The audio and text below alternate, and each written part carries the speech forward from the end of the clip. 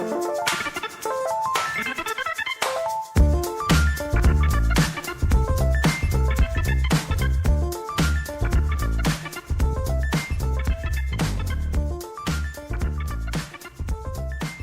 back, boys and girls, to episode 37 of the Nerd Chills podcast. This is Adam Diaz, and with me, like normal, is CJ. How you doing, CJ? I am doing great. I'm so happy to be sitting in my comfy chair talking to my three favorite people this week. Oh, that's so nice. You're so sweet. Spoiler alert, there's two other people besides the two of us. Sitting in the third chair, yet again, is Charlie. Welcome back, Charlie. Hello. And sitting in the fourth chair for the, fourth, fifth time in a row is Robin Grace. Welcome back, Robin. Hello. Hello. We have a great show for you lined up this week. We're going to be talking about pre-orders, the pros, the cons, the do's, the don'ts. Give you guys some information on the best places that you can be doing that. But first and foremost, CJ, what have you been playing this week, bro? I've pretty much been playing nothing but Destiny with just kind of a group of people. So have you gotten to endgame content yet? I have. So we started the raid. There's 5 total parts. We're at 3 of 5 right now. Hopefully tomorrow we're all going to be able to sit down and push through the rest of it before the week restarts. But it's pretty tough. I know the raids from Destiny 1, Vault of Glass was probably the hardest, and they kind of got not necessarily easier as it went on. People were better at finding the exploits quicker. So that caused a lot of problems with making the raid kind of just boring. But this time around, I think there's really one exploit, and it's really not, I guess it's an exploit in the sense that the boss can't kill you, but you can't damage the boss at the same time. So it's like a safe zone.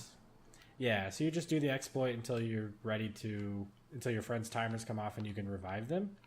So it kind of goes back and forth. I guess I don't mind when people use it. It still sucks because you want people to experience it how Bungie made it.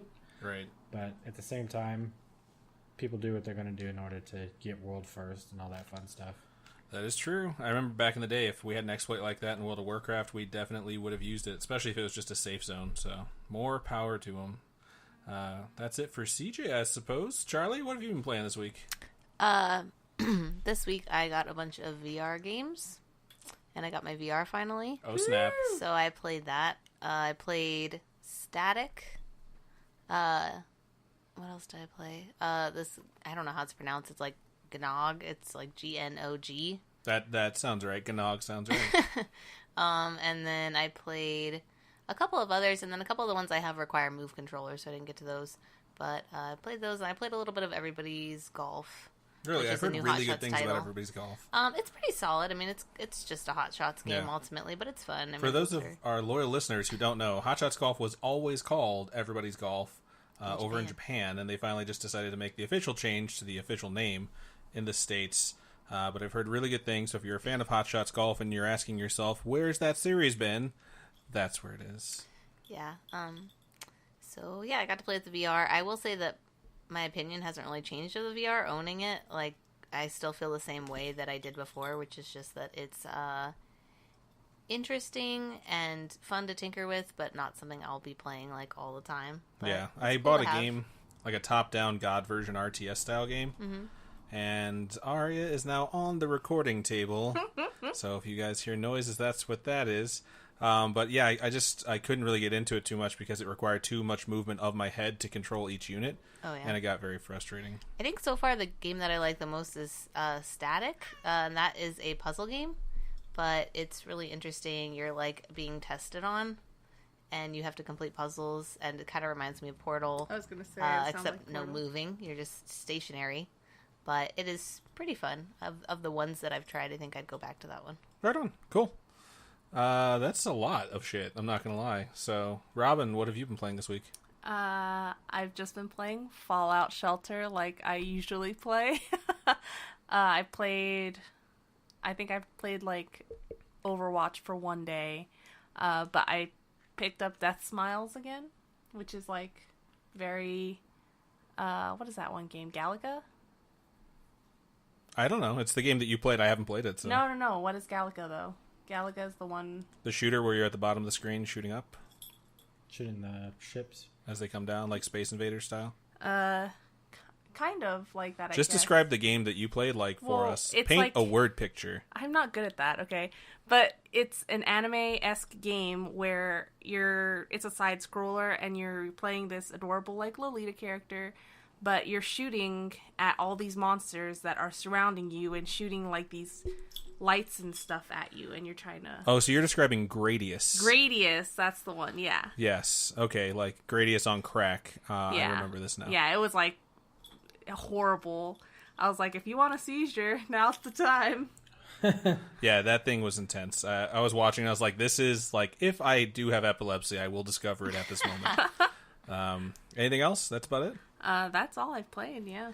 I really have been wanting to play Meshi Quest, which is the one where you prepare dishes on your cell phone. Oh my god, I still gotta get that. But I got the Oreo update, the Android new operating system for my Google Pixel, and now the game will not work. It will not open. I've sent feedback repeatedly to let them know, update your goddamn app, bro. But no dice. I've been playing lots of Switch, lots of Mario Kart. Went back to some Zelda.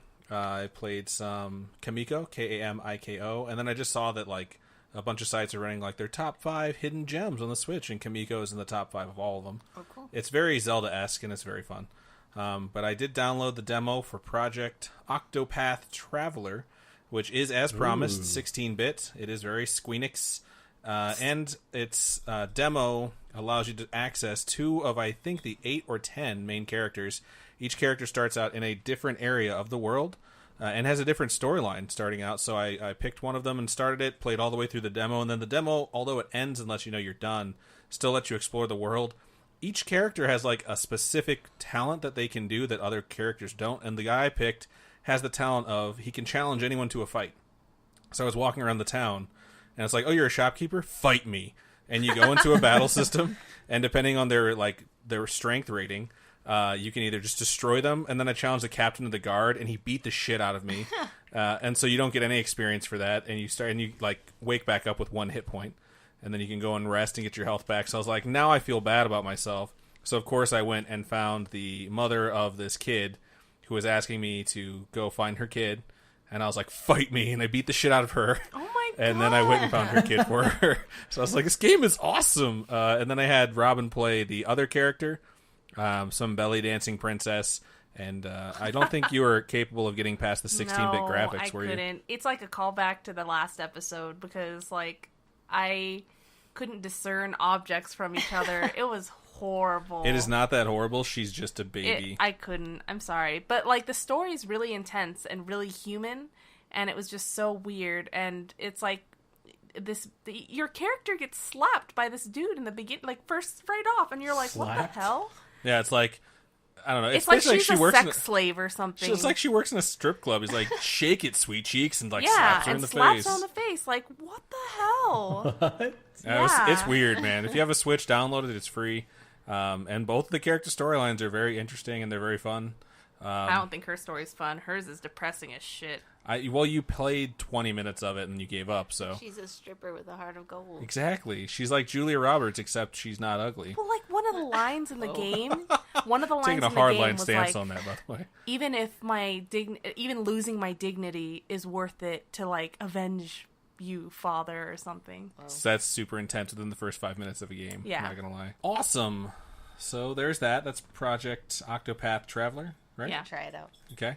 That's about all I've been playing. I've been, I don't know, pretty balls deep into. That's not true. I still played some Mario and Rabbids Kingdom Battle. Yeah, I played Did a get it little right? bit of that. I forgot about it. Yeah, Yes. it's very fun. And then the Shadows of Mordor. Yeah, Shadows of Mordor, nothing to update there. I'm just kind of running around and gaining power and trying to get all my ability scores super high before I really engage the storyline. So I'm at 25% of the story, but my guy's almost completely powered up in the skill trees, and I've unlocked every possible rune for every weapon. So you're gonna be OP. So I have all 5 slots in each one. So I literally at this point I'm like, oh, there's a mission where it wants me to kill 20 guards, so I kill 60 of them for fun just because I can. So it's fun, and I am looking forward to the sequel coming out soon. Yep, about a month away. About a month away. Excited. So that's what I've been playing. As far as what I've been watching, I watched Mad Max Fury Road finally. It was good. It was very good. Where's that I really 90-second liked review? it. 90-second review starting now. It was good. I give it a 7. Tom Hardy. Oh The my end. god, Tom Hardy. I was like, during that movie, Remember. he has a mask on at some point, and he eventually takes it off. And it was bothering me so much that he had that mask on. I'm like, just take it the fuck off. Like, someone get this shit off of him. Like, come on. Come on. But he finally gets it off, so I was like, oh, thank God I can enjoy the movie now. But, You get to see his glorious, gorgeous face. he is very attractive. Robin swoons every time she sees him. And she did state earlier today in a car ride that she would choose Tom Hardy over Tom Hiddleston. What? Is that correct? Do you Yeah. want to validate that on air? Absolutely. Tom Hardy over Tom Hiddleston. Okay. So we're going to have to add that. We're going to have to Battle update. rages on. Right, Hemsworth versus Hiddleston versus Hardy. Challenger My real approaches. issue is still the fact that every movie he's in, his face is covered. Yeah, like It doesn't matter if his face is covered. He's a handsome man. like in Dunkirk. He doesn't even say anything in Dunkirk. He says like Takes 3 a things in long time. Dunkirk. Yeah. Because It's he's just What you feel at? right. That's pretty much it. But yeah, I haven't been watching a whole lot. Robin, reverse order. What have you been watching? That. So we watched Mad Max and oh man. What Robin's anime is have I always been just going to be like, watching? same. Right. No, I've been watching an anime. Oh, there's a restaurant anime on Crunchyroll right now. It's like restaurant to another world or something, food to another world. But it's really cute and it's really good and it's just about how all these dishes that this one chef makes like it kind of like takes people to like their memory, it like creates memories and Does stuff. it take them away to secret place? I fucking hate you. Yeah, the restaurant's like a secret portal place. Is It's it really? cool. Yeah. I feel like that song's about that now. Oh yeah, it's about that restaurant. Cool. But it's really cute. I don't know. You're really cute. Ah, thanks. Charlie, what have you been watching? I watched the newest episode of South Park because Nice. the season premiered. It was different. All about triggering Alexas, from what I understand. Yep, pretty much that, and racism. And Oh my gosh. That old Home chestnuts. improvement. Yeah. So yeah, it was a little odd, but I still enjoyed it. I enjoyed the Alexa part because, like I said, at one point he like, spoiler alert, he like cues them all up to talk to each other. So he's like, Alexa, like, hey Google, and Oh then my they God. like start triggering each other. Wow. So I watched that, and then I've been catching up on BoJack Horseman. Is it good? I saw it on Netflix. It's kind of depressing, but it is entertaining. It's like really That's dark like my humor. life. I mean, let's be honest. I'm Right? kidding. Yeah. But yeah, I've seen 2 seasons already, and they've just put up the 4th season, so I was like, I'll go back to this. But some of it's really deep. Like, it's really interesting. Like the dark episodes of Rick and Morty. Like, Yeah, it like catches you off guard sometimes. Okay. But more so than most okay. animated shows. But it's good if you haven't checked it out. And then I watched Who Framed Roger Rabbit Oh, I love Again. that With Bob movie. Hoskins. on Netflix. Yes, It's I such loved a him. good- We movie. watched the first half of Michael last night, Oh, and yeah? Bob Hoskins is the boss who's threatening to fire everyone in that movie. Wow. So I was gonna say that's the guy from Who Framed Roger Rabbit, but I didn't want Robin to say like, "What's that?" What's that? Because then I would have Dude, had to beat her to death with my bare I've hands. watched Who Framed Roger Rabbit So like good. 60 times. Then why didn't you call out that was the detective from Who Framed Roger Rabbit when you saw him? Why do I have to do that to every movie? I don't know. That's what you do every time we see any other When thing. I saw John Travolta in it, I wasn't like, that's the dude from Grease. It is though. Watching that made me think of like everything Bob Hoskins has been in. I was like, dang, he was in this crappy movie I used to be obsessed with when I was little called like The Maid, where he was like the male nanny of this family, and he The like Manny. falls in love with the mom, and then he was in Mermaids, and I love that movie. He's in Coffin now because he's Wow, dead. that's Yes. fuck. Yeah. Celebrity Dude. death update. No. But yeah, that's what I've been watching. Awesome. CJ, what have you been watching, bro? So let me set the backstory here, because when I say what I've been watching, it might be a little upset. So Hello Kitty My Island Little Adventure. Pony. no, I've been watching. You're secretly a brony.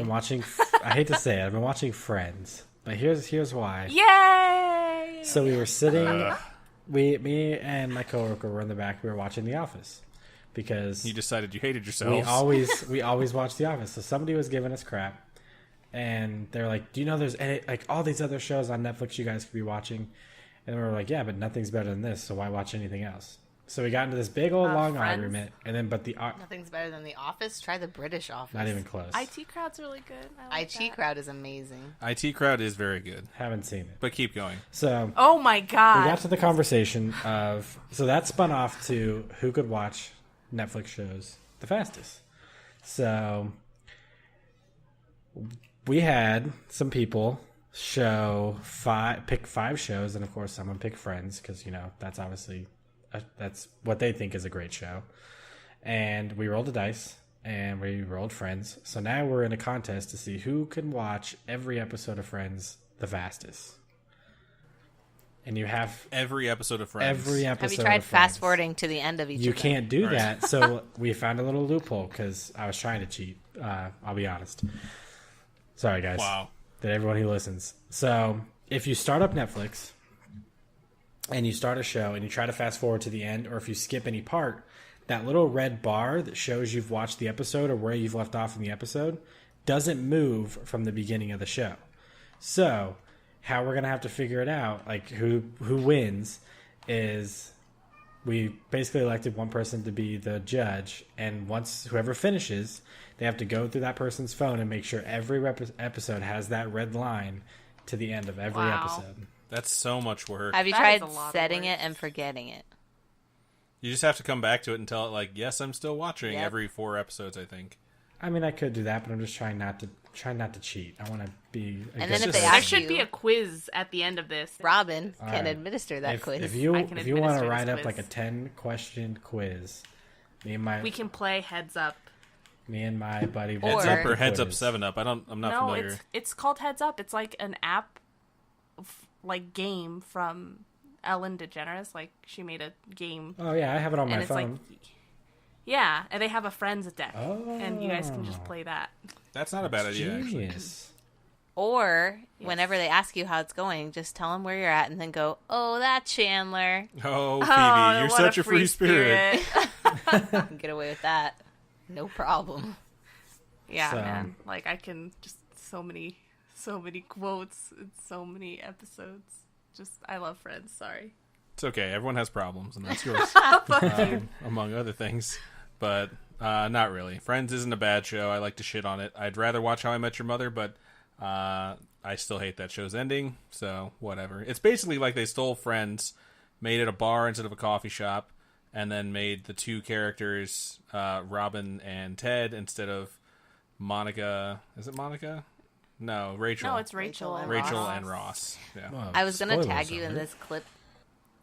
Oh, I was gonna tag you in this clip from one of the last week tonights I watched, where he talks about, he says something disparagingly about someone, and he likens that person to the dude from How I Met Your Mother, Ted, and it was hilarious. And I was just like, Adam would appreciate this. He'd be like, "Yes, thank you." Fucking hate Ted Mosby.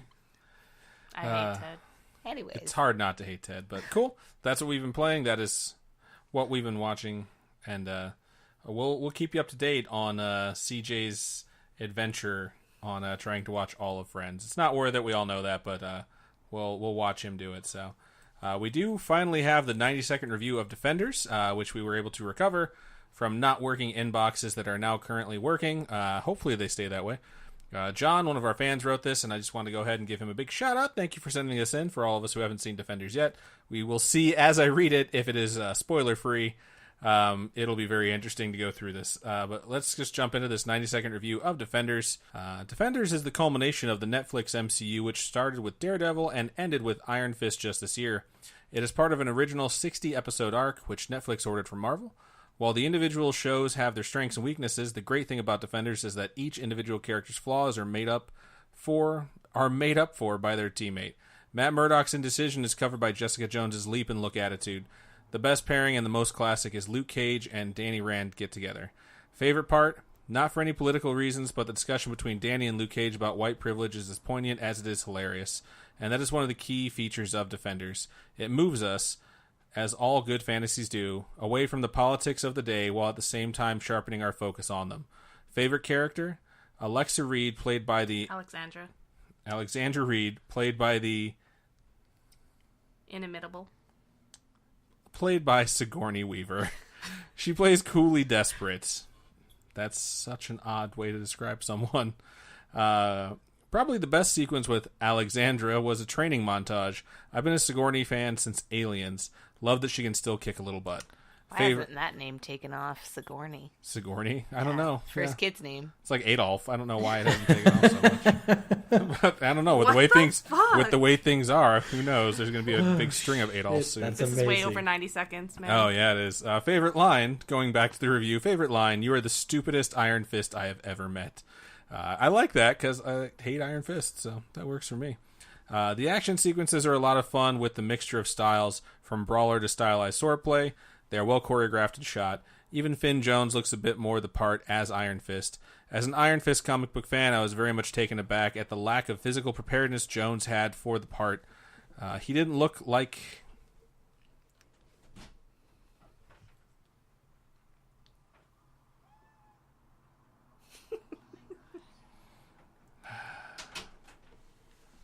He didn't look like he could kill a dragonfly, let alone the dragon known as the Undying. Teaming him with a group did wonders for either his work ethic or at least reduced the focus on him. And then we have a spoiler alert here. Good guys win, bad guys lose. Story moves on. Bring on the Punisher. So thanks again, John, for sending in your 90-second review. I am super excited about the Punisher because they are saying it is the darkest visit into the Marvel Universe, period, including the movies. So it'll be really interesting to see. Excuse me. It will be really interesting to see how the character of the Punisher is handled on Netflix. But has anyone had a chance to check out Defenders yet at all? Nope. Not yet. Not about no. that life. I haven't finished Jessica Jones yet, so You I lost can't. me at MCU. Ah, yes, Charlie, the anti-comic book movie. I can't even blame you. We went and saw it, and like every trailer was a superhero movie. And I was just like, God damn it, Charlie's right. I hate it when that happens. And it happens far too often for my liking. So September 12th this past week was National Video Games Day, and Nerd Chill's website did put out a quick shout out to the fan base to let us know what you thought was your most underrated game. We let you guys know that we would read these in episode 37. So here are the 4 comments in particular that we have from our Facebook group, and then we'll go through and just toss out what we think our most underrated game was. Stefan, one of our fans, said the Wheel of Time video game. Wheel of Time is an amazing book video series. game? They made That's a book. what I said. They made a video game way back in the day. I remember him telling me about it. He said it was a first-person shooter made with the Unreal Engine, and you could No cast way. fireballs and railgun like Balefire. Balefire is really big in the book series. It literally erases things from the timeline. Whoa. So the stronger the Balefire, like if you got hit with it, you could be erased from your family's memories. To me, And it Balefire. destroys the fabric of reality. So the fact that they put it into a video game is super cool. But it allowed you to do a lot more than just shoot people. It had not just point-and-click auto-target spells, but also spells that allowed you to switch positions with another player and switch spells that were targets at you. That's kind of cool. You can actually download it for free at www.wheelgame.com. Wow. So if you guys want to try it out and see if Stefan's right that it's underrated or it could just be a giant hunk of shit, and then just let us know. But thank you, Stefan, for that. Dan, one of our fans from, I believe, I don't know where Dan's at anymore. I knew Dan back in the day when I still lived out in the Chicagoland area, and his life has just gotten better and better since I left. So wherever he is, I hope he's doing well. But he says, for classic arcade Joust, it's still fun to play in a great 2-player game. Otherwise, Darkwing Duck for NES is a great Mega Man game, and Donkey Kong for Game Boy is an incredibly underrated puzzle game. Sean let us know that he's always loved Chrome Hounds on the Xbox 360. It's such a fun game, especially with a team. And Monty let us know Duck Hunt and Fur Fighters on the Dreamcast. So those are some underrated games from our fan base.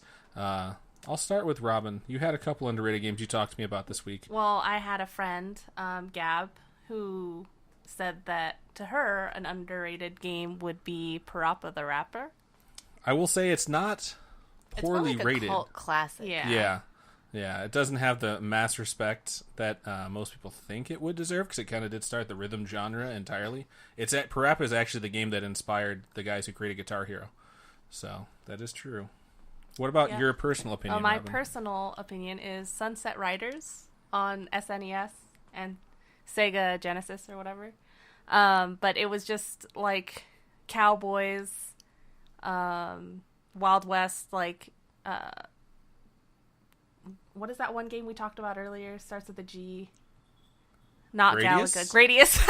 We're going back to the Gradius comparison. It's kind of like Gradius and Contra, where it's just like you're shooting these light things towards your enemies, and they're shooting these light things back at you, and you're trying to like dodge. It's like, you know Are what they I mean? like lasers? Not. It's like Like you can light collect orbs? different weapons throughout the game that'll change your weapon. So you'll, instead of shooting just one line or one line of bullets ahead of you, It'll be 2 lines. it'll or be pulses. 2 or 3 or It's very similar whatever. to Gradius' Yeah. power-ups. That's cool. Yeah, so I freaking love that game, and I could play it for hours and hours and hours. It was just so fun. But like, no one, anytime I say like, "Oh, Sunset Riders," no one has ever been like, "I know what you're talking about." They just look at you like you're crazy. Like me and Charlie were just staring at you. Amazing! It's such a cool game. You're just this cowboy going through, and I'm gonna have to get this for Robin so that we can try it again and see if it's still I this have good. it still. Yeah. Okay, have Yes. you played it? And we just Lee? got our I just 360 all set up wonder again, if too. it's gonna go It's for back. SNES. So Oh, it's SNES? I thought you said I 360. can no, bring you my SNES handheld and Sega SNES. Genesis. I have my SNES in the garage. Oh, okay, cool. We just I gotta have find the my game. SNES too. Boom. Right on. Yeah, but it's just fun. I'm going to move on to Charlie. No, it's No, you can keep talking about it if you no. want. It's just so cool because you have to go pick up like your boss battles are like bounties. So you're like a bounty hunter, and you have to like get these guys. It's just It sounds pretty awesome. I don't We should know. put like a retro gaming section up on our website/YouTube channel, and then we can try and find a way to stream some SNES stuff. And we might be able to do Cell it. phone. must be a Phone's way. Right? We have a Fry's in this town, so we can find any Oh, yeah. converter. There's got to be something. Yeah. I'm going to pass it over to Charlie. I have a feeling Charlie's going to pick mine, and I'm going to have to punch her in the face if she does. You know, I have a bunch. Honestly, I can think of so many. Then I'm just going to go ahead and say Dust and Elysian Tale before you do. That So is is a it- different dust. Is that a different Dust Yeah. than Dust for the PC from like 20 years Yes, ago, that which is a is point-and-click it. adventure. It has live-action people, I think, in it Yeah. that are like It's digitized. like They an look old like school point and click PC game, and it is so good. It's Wow. you're like you wander into this one horse town, and you end up staying, and spoiler alert, becoming sheriff. And Hillary Rodham Clinton is in it. She's It's like the so doctor weird. in the town. What? And it's really cool. you're though. And then at the- investigating all this crime, and and there's there's like, like this Indian, like Native American. Sorry. Jesus oh, Christ. Native American, like I can't even describe it. It's just this whole weird storyline that involves. Yeah, and at Native some point American you get to culture? face off against like the kid, and everyone keeps talking about him, and like there's this weird random sequence that you have to do because it just shows your hip, and then in the distance the kid. So when you're gonna point and draw at him, Yeah. like you kind of just have to figure out how you're supposed to shoot the gun, and like you die like 5 times just trying to figure it out. But it was so much fun. Yeah, that game's I actually so good. use You're this the game. only other person I know, other Right. than like my family, that knows about this game. I used to manipulate Charlie with this game when I wanted her to play something that I played. She'd be like, "That looks stupid." I'd be like, "You know what it reminds me of? It reminds me of Dust." Shut the And fuck she'd be up. like, "Don't you fucking dare!" So Yeah, Dust I think is my number one, but there are so many others. Like, it's definitely not. I mean, it sold plenty, but it killed the studio, Kingdoms of Amalur. such a good fucking game. Really underrated. I personally think Costume Quest or most things by Double I Fine. love Costume Quest. Like, that game is adorable, it's hilarious, and just no one appreciates it. I tell everyone to play it, no one does, just like everything else in life. I played it. Anyways. I downloaded it, and that's close enough. It was was probably free. free. Yeah. Well, there you Yeah, go. It's like an 8-hour. It's so cute, though. It's very Right on. cute. Adam Just doesn't care can't about appreciate anything cute cute. things. Yeah. Yeah, I'm not so That's much uh, why about he's cute things. he likes me. I'm not cute. Anyways, CJ, What the what is your most underrated game? You actually took mine. I was gonna go with Kingdoms of Amalur. So I mean, they sold millions of copies, though. Can I call it? It is underrated in the fact that it didn't save the studio, I suppose, Yeah, and that like- no one's bought the license to it. it's yet. just, It's just because I spent too much. it came on up it, short though, and when I it came can't to sell how it. much money they put into it, and then it just didn't. Such a good like- Like when you pick R.A. Salvatore to write your story and then plan an MMORPG around it, and then it just eats up all the fucking funding. It's such a sad story, but it's such a good story too. You threw me off. I was totally going to start off with being like Call of Duty Modern Warfare 2. No. Most Although I underrated love game. Modern Warfare 2. It doesn't Call of deserve to Duty be on this Infinite episode. Warfare, most underrated game. Wow. All right, so that's 2 for Kingdoms. I went with Dust because I thought you were going to take it, but my personal one Your turn. Okay, sorry. is Ogre Battle 64. What? Because I hear people talk about the Ogre Battle games and they say it was like the worst of them, and I gotta say I rented it. I was like planning a sick day. It's one of those times when you're in like middle school and you're like, I don't want to fucking go to school on Mondays. So you're like, I'm taking a fucking 3-day weekend. You don't tell your parents. And I went to Box Office Video, rented Ogre Battle 64, that's about. pretended I forgot you were homeschooling. Yeah, and Robin like- was a good student. And I pretended to be sick, and I stayed home, and that's all I Both played. like staring at you like, what a horrible thing to do. And it's like a tactic style RPG, but also every time that you defeat a foe, you have a chance to randomly add them to your party. So it's almost like it has a Pokemon-esque like style of collecting. So I went and found these guys in particular that had really powerful attack. You can't collect people, okay? Well, they'd be like monsters that you could add to your team and put them on your grid. And there's these guys that have pumpkin heads, and they had lightning spells. And depending on where you arranged your party on the grid, the battles played out on their own. And if you arrange them in different ways, they'd have team spells that would make every spell they had more powerful. And I got like 2 of these pumpkin guys and put them at the back of my grid. And they wound up having this like amazing super thunderball attack, and I just fucking steamrolled the game after that. And that's actually what got me into RPGs. And whenever I hear anyone talk about Ogre Battle 64, it's always, sometimes it's on their worst games I've ever played list. Wow. And I'm like, I fucking loved that game. Like, that game turned me around on RPGs and tactic style games too. So that is my particular most underrated game. So. I forgot about Jerry Rice Dog Football And Hello Kitty Island Adventure. and Hello Kitty Cruisers. There are so many underrated games. Like, now that I'm sitting here, I'm like, there are so many. You were struggling so hard to come up with one Yeah. when we first started talking about this, and now you're just like, oh my god. Yeah. I forgot about like any arcade title, or Xbox or PlayStation, like instant download game, and you can find plenty. Yeah. There was one that I played on PSP called Jeanne d'Arc. Did you guys ever play that on PSP? It was kind of like Final Fantasy Tactics. I can picture the like cover or like It's photos like from anime. it, but I've cover never type played thing. it. I Yeah. can't Even, picture it at all. Hatsune Miku, I mean, that's a pretty underrated Yeah. game. I wouldn't even say it's a cult classic because I so rarely see people playing or buying that game. It's So sad. there's so many. So sad. So sad. Right on. Let us cry for all the games out there that don't get attention. So, happy Video Game Day? I don't even know what we call it. But Every National day is Video Happy Game Day to Video everyone Game out Day. there. We appreciate you spending it with us if you talk to us online. But that is it for the what we've been playing, what we've been watching, and all that extra shit that we decided to toss in there. That We we can put there. go ahead and This move is going into to be a really the, long episode now. All right, we're going to move into the big 3, starting with Microsoft. So, CJ, go ahead and take it away. Woo! So the first big article is something that I'm super excited about because I hate, if I do buy a disc copy of a game, waiting for it to all download nice and slowly for me. But the new Xbox One tech can save hard drive space, which is huge because everything's got to be installed. So it makes it a lot easier if the files are smaller, especially if you're making room for those 4K updates that'll be coming to the games. But it also cuts down on download times. So that's going to help out when it comes to, if you get home, if you get your game at midnight, you come home, typically you plug the disc in and then you go, oh yeah, it's got to update, so I might as well go to bed. So maybe you'll be able to actually play your game at midnight, and, well, not at midnight, but maybe like 12:30, if depending on how quickly it's going to speed up the process. You said the Xbox One tech? Yeah, it's just what it says. The new Xbox One tech is all they keep saying through the thing. Is that... Sorry, I'm confused. I didn't read the article, but what is... It's known as intelligent delivery, and the article says it, quote, aims to save hard drive space and reduce download times by allowing users to only download the assets that they'll actually need. It front stacks the downloads. Okay. It's basically what they've always tried to do, where it says, Or like, it's your like game you is can now play playable now, while they're it's still just installing. Making it make more sense. But it actually prioritizes it and pulls what you need, and it doesn't necessarily install the things like at the end of the game that you'll be playing until you're at a certain point where it triggers the rest of it to download. So it's just part of like a software update. Essentially, yeah. Okay. That's kind of crazy. Yeah, so it's something where Hopefully it they will can pull make it it off. easier for you to start playing your game sooner. And because it's downloading in different packets, it's easier to file share through their actual system. Mm-hmm. So you can actually have larger download, or higher download speeds, I should say, because not as many people have to stay on and drain the bandwidth. Sorry, I didn't mean to cut you off. What were you saying? Go on. What? No, that, Oh, yeah, sorry, go no, ahead. Adam covered it. It was awesome. So Cool. he finished that one up. The next article I have is a report.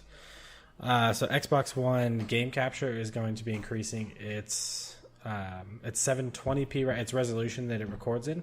It's 720p right now. It's going to be jumping up to 1080p, and it is also going to start supporting external hard drives. So you can go in and automatically set it to just put every single one of your game captures or screen captures right to your external instead of having it on your Xbox at all. So that's going to help That's kinda also free up some space, because if you play games like sports games for some reason, every time there's like a good touchdown pass or a run, or basketball, there's like you do a good dunk in someone's face, it records everything, whether it's you doing it or not. So if you go and look at those files, there's a lot of storage wrapped up in just tons of these 30-second clips. I had that problem with So- Angry Birds. Angry Birds is the worst because it Yeah. just randomly records shit, regardless as if you do something right. So if you're trying to like get 3 stars and you're at 2 stars, so you just keep launching birds at random shit to try and figure it out, it'll record like every one of them. It's insane. So as of right now, just kind of give more of a breakdown. It's 720p at 30 frames per second. The frames per second won't be changing, but it'll be going to 1080p. So it'll be Nice. a nice jump in the resolution. It's still going to have some lower FPS, but realistically, you shouldn't see too much of a difference. And then on the Xbox One X, it will deliver more improvements, where it'll be able to do 4K 60 frames per second. High dynamic range recordings will be possible as well. That can be put onto an external hard drive. So that'll be really huge, because high dynamic range takes a lot of data. Our next Xbox One comes from the next two come from this week on Xbox. So if you don't watch it, I'll cover that for you. The main thing from it was they're bringing back a couple games from the old like Xbox arcade. So Pinball FX3. One I'm super excited about because it was a game that we got to play a demo of a couple months back. Tricky Towers, which is basically Battle Tetris, like on the computer. So you have 4 people on one screen, and you're just playing Tetris. And they're going to be adding like a competitive mode and a battle mode where instead of just stacking blocks, there's going to be magical spells, extra physics that are going on, or you can just play regular Tetris essentially with, you got to keep don't go to the top of the screen and don't kill your little character. The other one is Don't Starve Together. So Don't Starve has been on Xbox One for a while now, but it's just a single player game. So Don't Starve Together is going to add in the multiplayer expansion for it, which is pretty huge on Steam. It still pulls a ton of downloads and has a bunch of people playing. So hopefully that'll kind of help the Don't Starve community on Xbox. Hopefully we'll start seeing a couple. What is Don't Starve? So it's basically a game. You get a giant map. They spawn you in the middle with absolutely nothing, and you haven't developed any skills or anything. You're just trying to survive. So you go and knock over a couple trees, get some wood, and you just kind of learn how to build axes, kill the monsters, and then when nighttime hits, everything basically becomes stronger, like in most games, and that's when you have to worry about the monsters coming out and killing you, or wolves coming out and killing you, which is always the biggest thing, because you can't run away from the wolves because they're too fast. So you have to kind of like find these spots to hide. Like there's a tree with a hole in it that you can crawl into. Just kind of like a survival game. Right on. That actually sounds pretty awesome. It's a really fun game, especially now if multiplayer is gonna. I think it's gonna kind of help blow up the scene on Xbox because, like I said, it's huge on Steam. And then if you weren't killing yourself enough eating Taco Bell once a day for the next like 34 days to try to win yourself an Xbox One X, you can now start eating Doritos and drinking Mountain Dew, because they're entering the ring when it comes to the Xbox One X console giveaways. So That's why you got all those free Doritos and Mountain Dew at the Xbox. At the Xbox Fan experience. Fest. Yeah, there were so many bins full of Doritos. So now and the Mountain Dew everywhere. sponsorship, It I guess, makes comes sense. to light. And we had free Taco Bell. It all makes sense now. Oh my god. And you had free Taco Yeah, that Bell. does make a whole There lot of you go. sense. So pretty much what happens is, Basically have nacho Taco cheese Bell. running through your veins now. yeah, Taco Bell's promotion is there's going to be an Xbox One winner every 10 minutes. Well, Doritos and Mountain Dew said, fuck that, we can do better. It's going to be every 60 seconds someone's winning an Xbox One between September 25th There's no and way. October 23rd. So here's the most important question we've ever asked on the entire podcast. does this apply to Cool Ranch Doritos? Because nacho cheese Doritos are the worst Doritos on the history of the fucking planet. Oh my god. I like Cool Ranch. Yeah, I'm with you. Thank you, Charlie. Oh my god. I love nacho cheese. It doesn't Nacho taste is like just nacho cheese. too much. But it, Just doesn't taste good. you Just don't saying. taste good. That's so. I don't know. It doesn't taste me. necessarily tell you if it's going to be on what other. So every time I see this article or see post on Twitter or anything, it's always the nacho cheese bag. But the Mountain Dew, I've seen it regular Mountain Dew, I've seen Code Red Mountain Dew, and I've seen Diet Mountain Red. Dew with the I don't think I've ever had special Are you Xbox joking? One X label. But the Doritos had bag Code always says nacho cheese. Now maybe it's just because people know Doritos is nacho cheese, and hopefully they'll That's put it on true. the other bag. Gotta But get some Code we'll Red see. in your life. So I Cool have Ranch Code is Red the in my most days. underrated Dorito. I mean, that's There not you even go. a segment. Code Red is the most underrated Mountain Dew. That's true. Mountain Dew tastes like cat piss. Just putting it out there. You Not taste when they like dye it cat red piss. and flavor it like cherries. It's delicious. I'll take a crab juice, and if you get that reference, then you're as old as me. I don't get that. I don't, I don't get that. get that. I hate you all. So here's what you want to know. Here's how it will work. You buy specially marked bags of Doritos and specially marked bottles of Mountain Dew, which have codes. Starting September 25th, you can enter the code at every60seconds.com. I wonder how much they paid to get that domain. And you start banking your points. So, What? And then starting on October 23rd, each code will give you one automatic entry that you've entered. And then, so that'll tell you almost immediately. And then from there's a whole bunch of things. Then from November 8th to December 15th, you can take all the points you've collected and place a bid to try to win your Xbox One X That and sounds other prizes. Stupid. Auctions It's a lot, begin yeah. at 6 a.m. Pacific time each morning and close nightly between 6:01 p.m. and I'm gonna 8:30 say p.m. no. It's so basically you get Too points long, to did use not later read. on. Every time you enter your We'll code, just it's going buy to tell you one. if you win or not. And then whether you won or not, you're going to get points to do this little bidding process on what I'm assuming is just going to be tons of games and Xbox merchandise. And there'll probably be, I would imagine there'll be one Xbox One X every day, and you can try to auction your way to either diabetes or an Xbox One X, whichever you prefer to have. Sounds like horseshit. Doritos had me at 60 seconds. Every 60 seconds a winner. The rest of this is just Bullshit. It's just so much. I'm like, there's an auctioning system, and I'm going to collect It's too points, much. and I don't know. I'm going to be bidding my points, but I have no incentive to keep them. It's like so much work. yeah, in it's order like to, I it's- don't need a no. part-time job trying to win an Xbox Right, Doritos. no. Jesus Christ. Yeah. All right. And Moving yeah, on. that's it for the whole article there. So that is our Xbox news for the week. And I would assume as we kind of creep closer to the Xbox One X launch and some other games launching, there'll be a lot more things going on in the Xbox side of the world. That is also our Doritos, Mountain Dew, Right? Taco Bell Taco updates. Bell news. Yep. Cool. So I think that's everything for Xbox news. We can power right ahead into Sony news. Not a ton of stuff this week, but we do have some stuff. So what's going on in the world of Sony, Charlie? I will keep my Sony news short and sweet. So, first off, they announced a new console, like a themed console. They're doing a World War II, Call of Duty World War II themed console. So it's going to be a camo green Ew. console with like a plain dark green controller, and it comes with World War II. It's going to be a 1 terabyte slim for $300, which isn't a pretty good deal considering the game's $60, and it's a game people will actually want.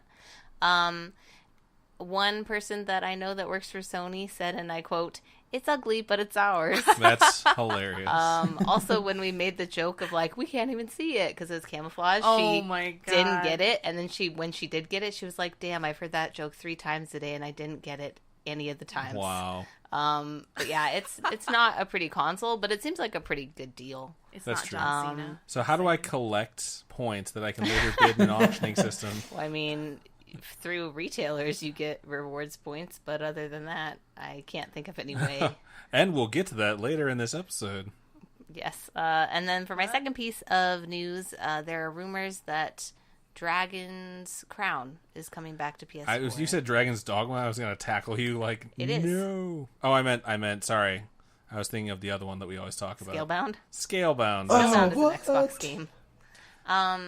So yeah, there have been there's a banner somewhere on a website. It's very general. Thank you. Bullshit.com/Charlie. Shit that will never happen. No. It was related to Tokyo Game Show because Tokyo Game Show starts this weekend, and Sony has a big presence there.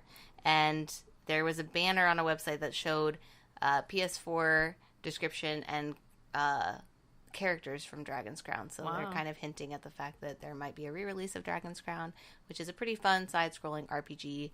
I played it for Vita back in the day. They made it on PS3 and Vita. It's pretty cool. So the art book showed how incredibly busty they made every single character in that game. I do remember Dragon's Crown. Tits. Exactly. Just so I'm not like a total jerk, it was according to Hachima. A banner recently appeared on the Nico stream page featuring a character from Dragon's Crown along with a PlayStation 4 classification. I do think you're talented enough to give credit and still be a huge jerk, so I do appreciate the effort, though. Suck it, nerds. Suck it, nerds. Oh my god. So, yeah, that's my Sony news. They have a lot planned for Tokyo Game Show, so I'm kind of hoping we get something cool out of that. I love TGS. I hope they get some big announcements there this week. I don't have any bold predictions for what those might be, although I do hope Nintendo has a strong presence there.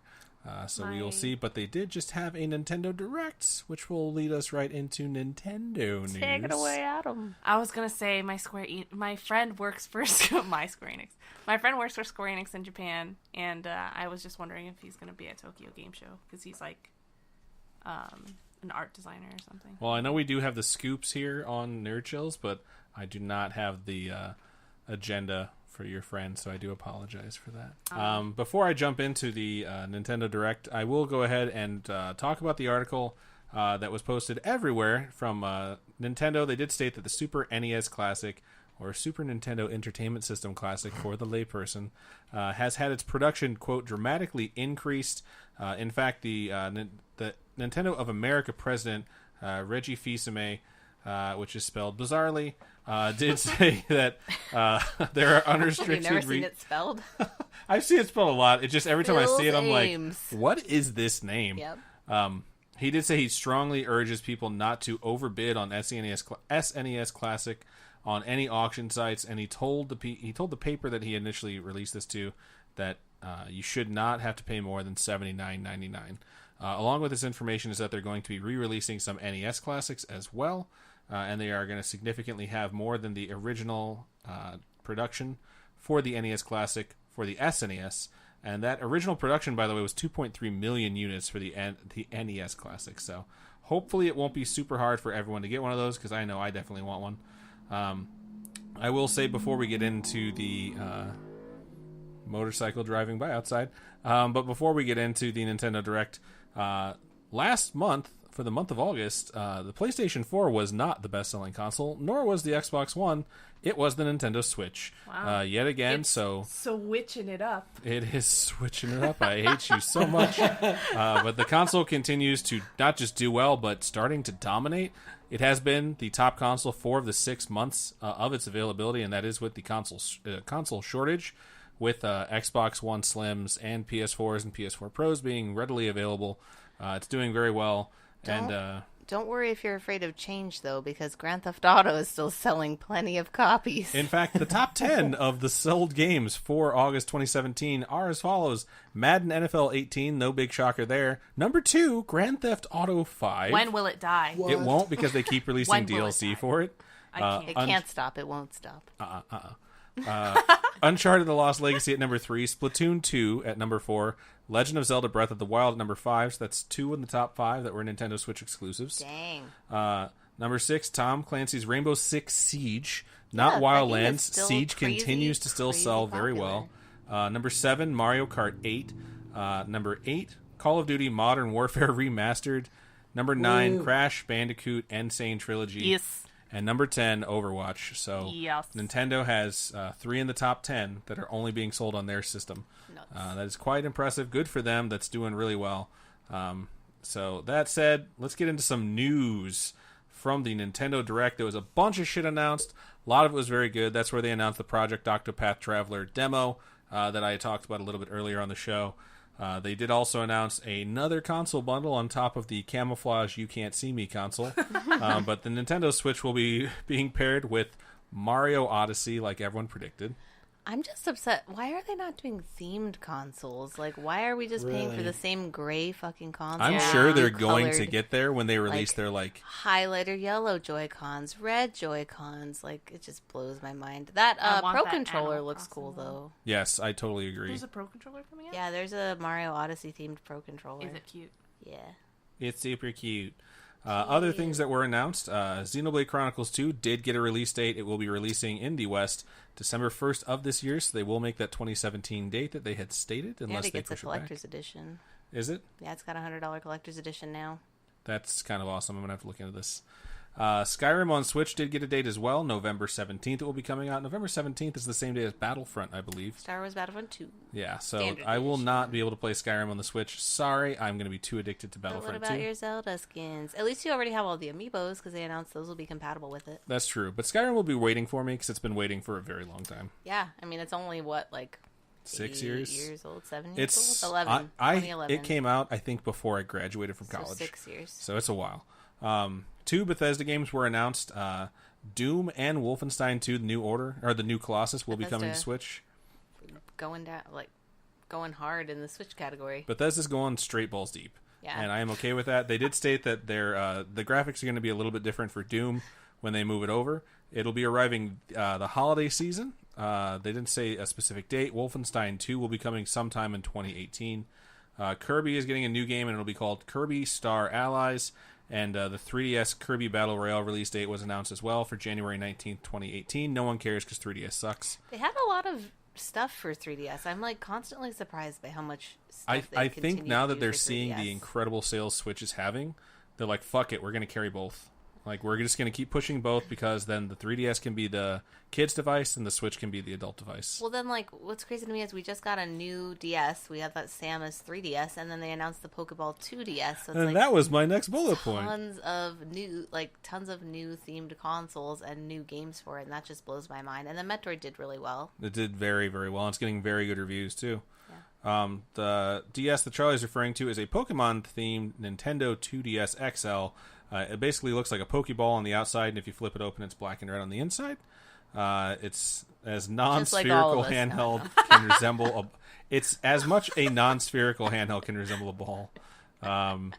There's just so much here. The Project Octopath Traveler we talked about.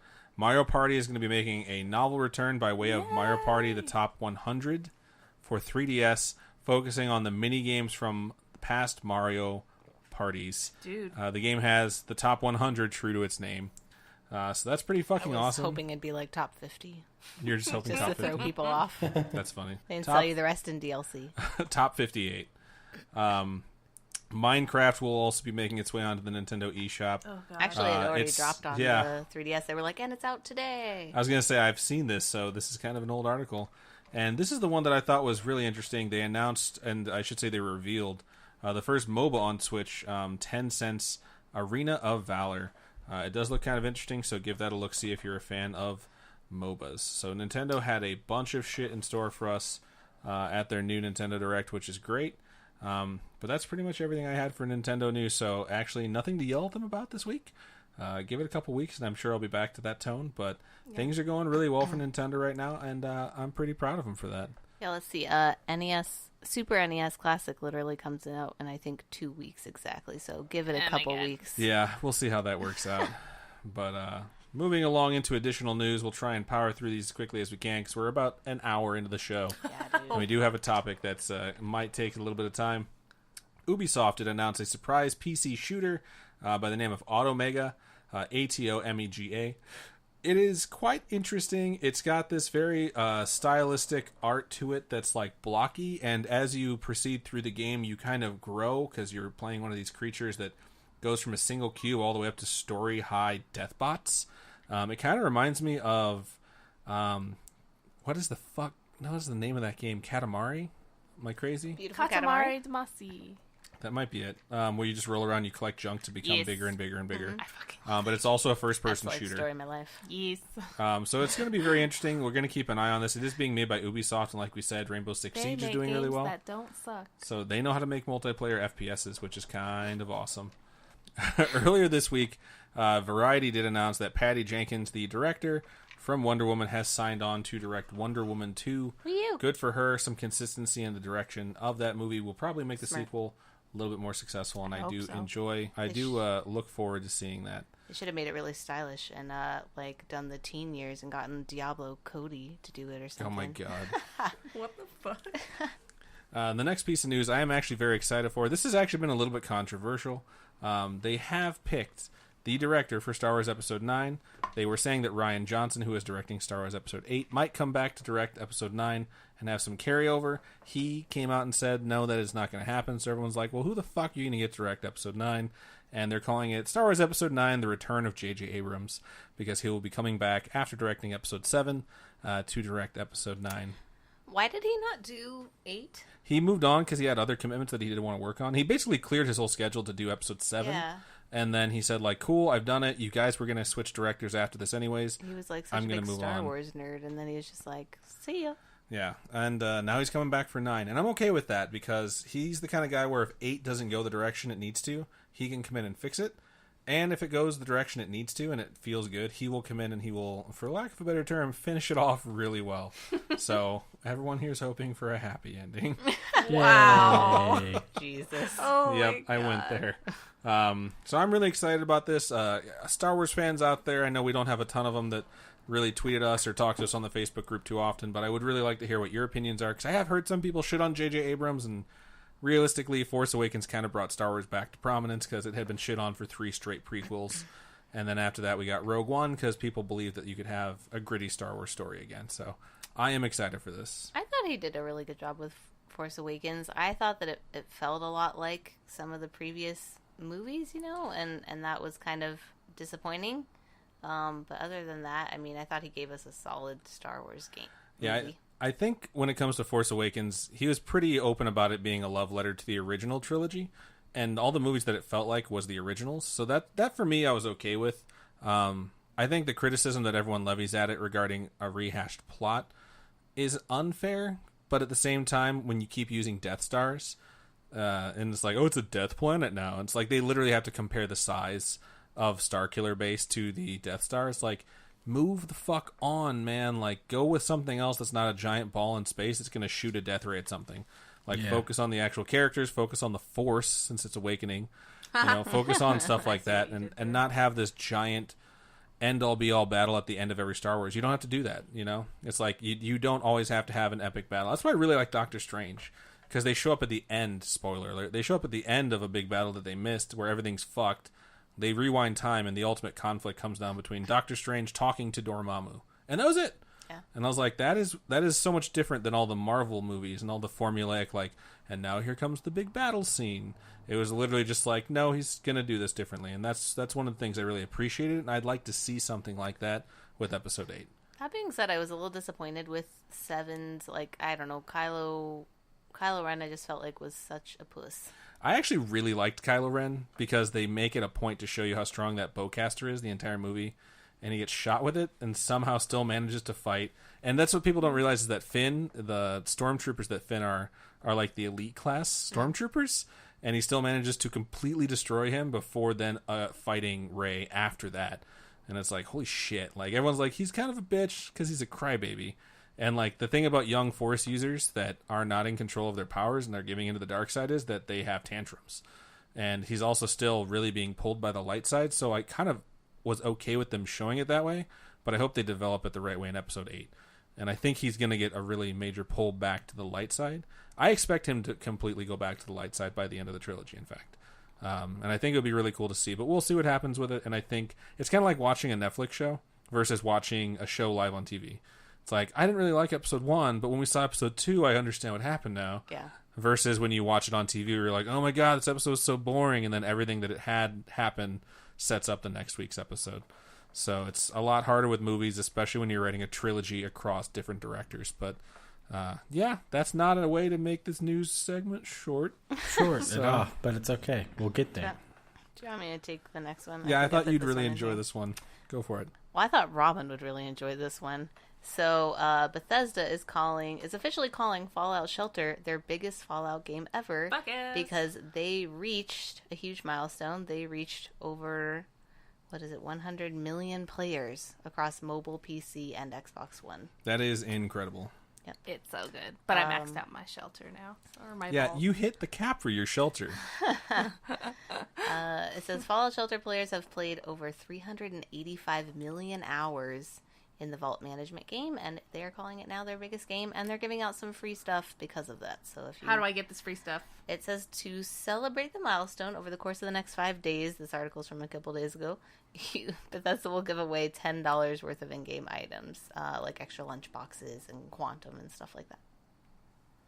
She's like, run to my computer right now. Right? She's I'm like, I'm going to 200 turn around and go play this game right now. I'm sorry. 285 million hours. That's- At least Okay, half of so those I are was mine. playing earlier today, and there was a quest that was like five Nuka-Cola Quantums or whatever. Nuka-Cola Quantums. Wow, this is Quantum Colas. Fuck it. I don't know what it's called. This is a super fun little list of things that we don't have time to go through, but it's like 140 million vaults created, 933 million babies born, Oh shit, that's a lot of babies. 339 million dwellers died exploring the wasteland. I'll give this picture to our social media person and have them post it. Have them Because distribute it's a it. really interesting little listing of That's cool. facts about the game. That is awesome. In the interest of moving along, even though that is fantastic, just a quick reminder to anyone who has Xbox Live Gold, you, as of September 16th, have new games to go download, so make sure you do that. What are they? Oxenfree for the Xbox One, which has great reviews. It's very fun, and it has so many different ways that you can end the game that you could probably play this game over and over and never have the same ending. September 16th to October 15th. So it did just start. Go get that for free. It's normally $20. And then they have a Xbox 360 backwards compatible game that just released. So anyone who's still stuck in Xbox 360 land can now download Battlefield 3. And anyone who's on Xbox One that doesn't want to play Battlefield 4, Battlefield Hardline, or Battlefield 1 can now go back and play Battlefield 3, which was, by the way, fucking amazing. So take your time, go back and check that out. One more piece of additional news. The comic strip gurus, Cyanide and Happiness, they are starting a Kickstarter for a video game they're going to be releasing that is currently running. Anyone who Kickstarted the Joking Hazard game has an idea of what their humor is like, or anyone who's seen their comics passed around on social media knows. Very dark humor, very funny, and the game is going to be following that storyline. They have a ton of stretch goals because I think they wound up making 600% of their initial goal when they did the Joking Hazard Kickstarter. Damn. I did that. I Kickstarted it for the Redbox edition, and I got it in the mail. That game is fun. We don't play it enough. We No, don't. We we have don't. so many games we try and play that we don't really go back and play the same ones again. We liked it a lot when we first played it. I know as like a huge group it wasn't as popular, but I think it's basically like Cards Against Humanity but with pictures. Yeah.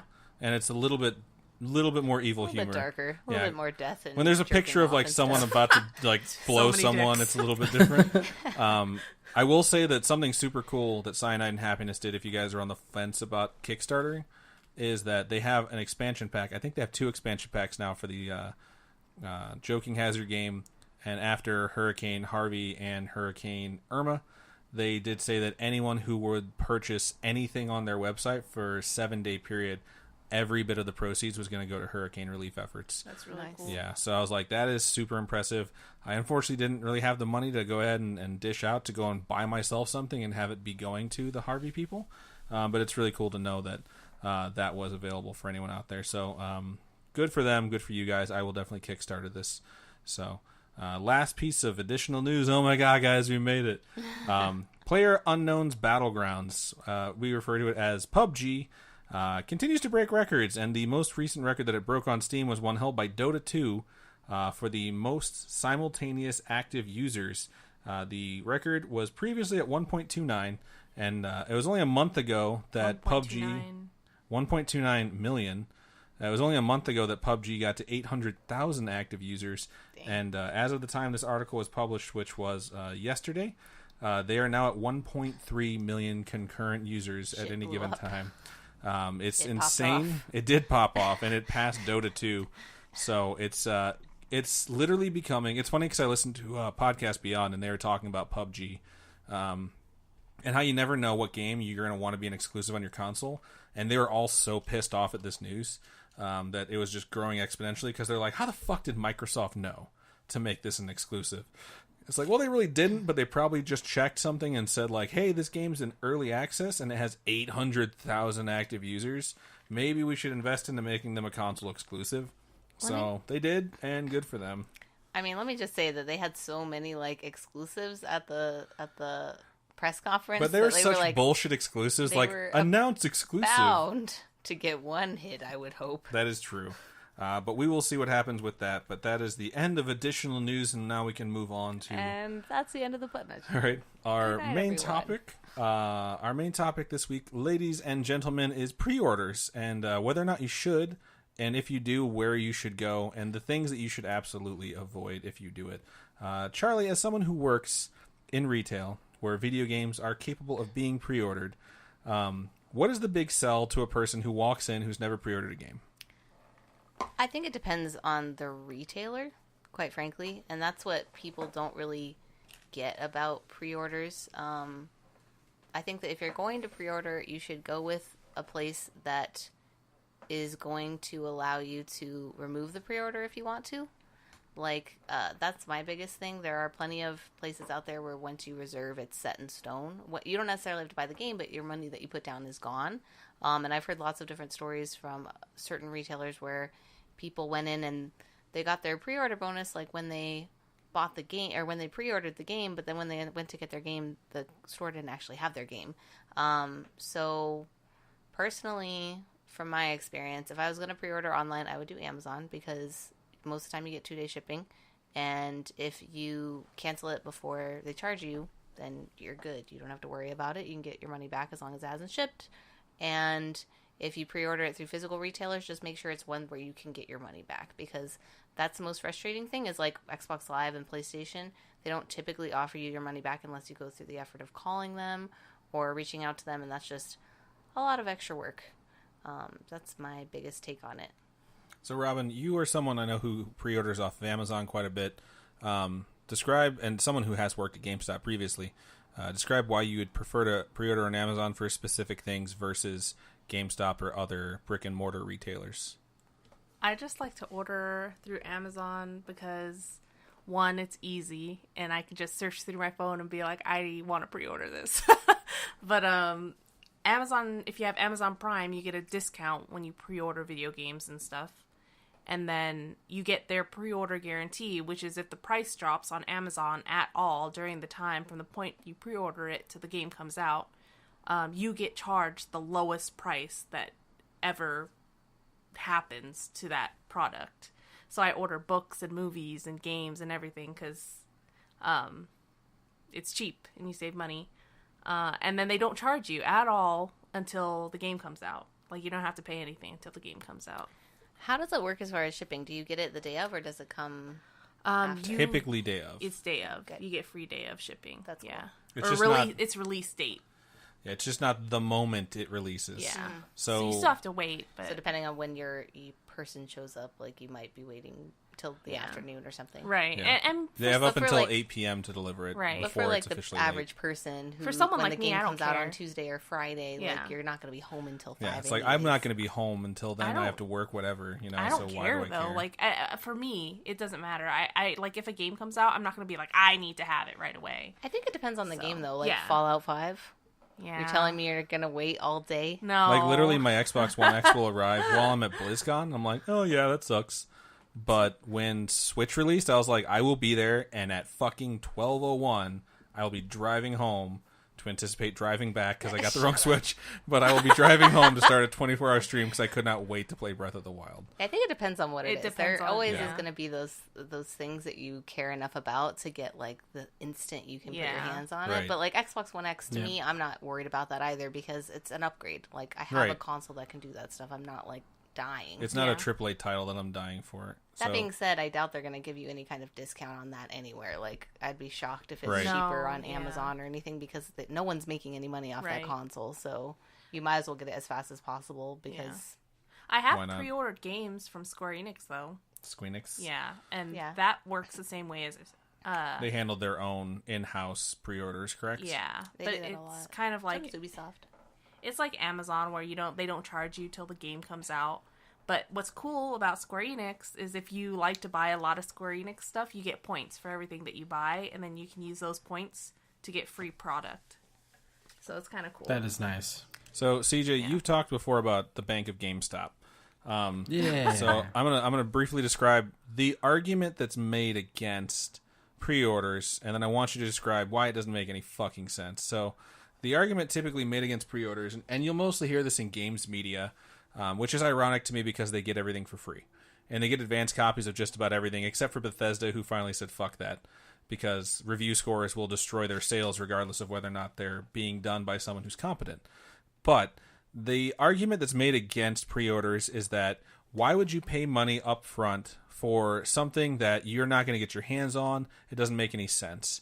So knowing that there is pre-order bonuses that you would not get without pre-ordering, because sometimes that actually happens, like early access or beta access, like before anyone else, or specific items in a game where if you pre-ordered it, you get it. CJ, I want you to describe the way you pre-order and whether or not you're fully committing 100% of your funds to a game before it comes out. Because even Robin just said pre-ordering on Amazon, your money doesn't come out until the game comes out. And it's always represented in games media as when you pre-order something, you're completely paying off something. You're giving money to a developer for a game that's not even released yet. So CJ, describe your experience when you're playing the game of the Bank of GameStop game. So pretty much you go into GameStop, I guess. You go in, you have a game that you want to make sure that you're going to be able to pick up, whether it be at midnight or the following morning or whatever time they release it. You put your, depending on which edition is, if it's, I don't know if they changed it, but if it's $100 or less, it's $5, good old $5 bill, and that ensures you're going to get your copy. Who is this And you're $5 bill? And you're going to get all of the pre-order bonuses, whether you get sometimes they give out posters that day, or you'll have all of the stuff to pick up when you actually pick up the game on release day. If you're pre-ordering something above $100, I believe it's $25 still, right? Okay, I'm pretty sure that's correct. Yeah. So, I mean, to me, it's kind of, you're not actually giving anybody your money. It's basically sitting at GameStop until the game actually comes out. So whether you're still going to pay the same, whether you wait until the day of, and then you might not get a copy because there are certain games that if not a single person pre-orders it, the store's only going to get like 4. Look at just about Every Nintendo game. Yeah, like every Nintendo game. If you don't pre-order that, you're probably not going to get it for about a week to a week and a half. So, Fun fact, just in that vein, like Miitopia. Miitopia was a small release. Very hard to find right now. Like no retailer has it. And then even Metroid. Metroid, a lot of places ran out of by the end of this week. Which, Yeah, if you're asking yourself what game should I pre-order, like literally anything Nintendo, anything that comes out on a Nintendo console, you should pre-order if you want one. Or any small title. Like, I get it if you're not going to pre-order Call of Duty. I mean, you're just missing out on free stuff if you know you're going to get the game. Yeah. But if you don't want to pre-order, you will be able to find that. I remember Luigi's Mansion launching, and we got 9. We had 10 pre-orders, which meant we had 1 copy. We didn't get another game. We didn't get another Luigi's Mansion, I think Dark Moon, for the 3DS for 2 weeks. And we constantly had people coming in and asking, like, do you have new ones? Do you have new ones? It's like, no, we don't. We have nothing. Like, you should have pre-ordered it. And then Fire Emblem Awakening comes out, and everyone that wanted that's like, how many do you think you're going to get? It's like literally as many as we had pre-ordered. We wound up getting 13 pre-orders. We got 12 fucking games. We had one really unhappy customer, like, where's my game? It's like, it's literally first come, first serve. If the quantities are limited, you do have dibs on the next one. Like, that's where your pre-order is going to go to. But it's like, it lets retailers know how many they need shipped to them, Right. especially for limited quantity games. Another part of that is like, with any console, it's like, oh yeah, well, I'll just buy it off the console. But with Nintendo, they do a terrible system. They have a terrible backup system for their digital content, and a lot of DSs don't come with a lot of space on them. So if you're going to download that new Switch or DS title, then you have to wonder whether you're going to be able to use it when you change over to your next Switch, or you buy that 5th themed DS.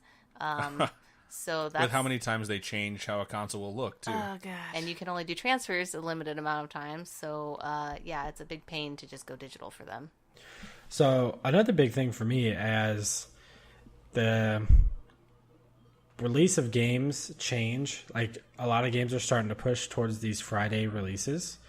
The issue there is then you have all the pre-order copies. So if a store gets 100 copies total and 50 are going towards the pre-order, that means that store has to go Friday, Saturday, and Sunday without getting any more copies because there's going to be no shipments coming in.